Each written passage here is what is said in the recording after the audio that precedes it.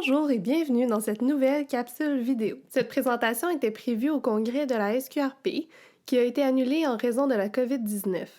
Elle porte sur les liens entre les conflits familiaux, la consommation de substances à l'adolescence et le niveau de scolarité à l'âge adulte. Tout d'abord, je m'appelle Catherine Simon-Paquet et je suis doctorante en psychologie à l'UQAM. J'ai travaillé sur cette étude avec Eva Lefebvre, étudiante au baccalauréat, et avec Marie-Hélène Véronneau, qui est professeure au département. On a eu la chance de collaborer avec Thomas Deschines de l'Université d'Arizona. La littérature scientifique nous indique que le niveau scolaire atteint à l'âge adulte est associé à plusieurs aspects de notre vie. Au niveau individuel, le fait d'avoir fait une formation professionnelle, une technique ou d'être allé à l'université affecte notre salaire et notre santé. Au niveau sociétal, l'accès à l'éducation est associé aux inégalités sociales et le niveau de scolarité est associé à la croissance économique. Une constellation de facteurs influence le niveau de scolarité atteint à l'âge adulte. Par exemple, les relations familiales, la consommation de substances et le rendement scolaire. On peut toutefois penser que ces facteurs ne sont pas indépendants et qu'ils sont plutôt interreliés. Selon la théorie des cascades développementales, les relations familiales à l'enfance peuvent influencer l'enfant jusqu'à l'âge adulte. Par exemple, les relations familiales à l'enfance peuvent influencer la consommation de substances à l'adolescence, ce qui peut à son tour influencer les risques de décrochage scolaire. C'est ce qu'on appelle un effet boule de neige. Plusieurs études indiquent que les relations familiales négatives sont associées à plus de consommation de substances à l'adolescence et à un moins haut niveau de scolarité à l'âge adulte. De nombreuses études ont également montré que la consommation de substances est associée à un plus faible niveau de scolarité atteint. Toutefois, à notre connaissance, aucune étude n'a examiné cette cascade développementale en utilisant un modèle de médiation.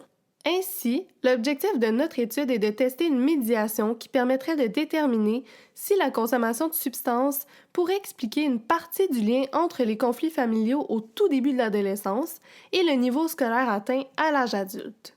998 élèves ont participé à cette étude.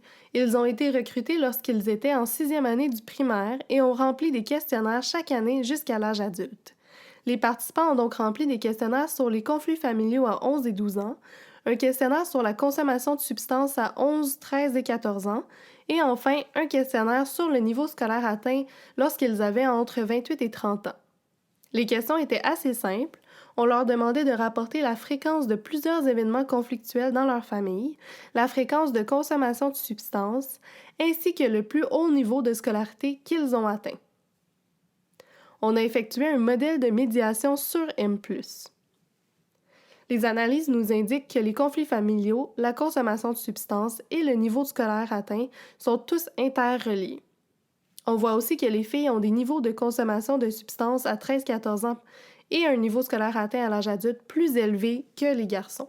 Ici, on peut constater que notre modèle est conforme à ce que la littérature scientifique nous indique. En résumé, les conflits familiaux sont reliés à une augmentation de la consommation de substances au début de l'adolescence et à une diminution du niveau de scolarité atteint à l'âge adulte. La plus grande force de l'étude, c'est définitivement son de vie longitudinal sur 17 ans. De plus, l'échantillon était représentatif de la population et on avait presque 1000 participants, une taille qui nous permet d'avoir assez de puissance statistique pour faire nos analyses. Il y a par contre plusieurs limites. Dans cette étude-ci, on n'a pas considéré la consommation de substances à 15, 16, 17, 18 ans, donc on manque peut-être une fenêtre développementale importante qui est plus normative. Aussi, le questionnaire sur les conflits familiaux était somme toute assez court et on n'avait pas beaucoup d'informations sur la situation familiale globale.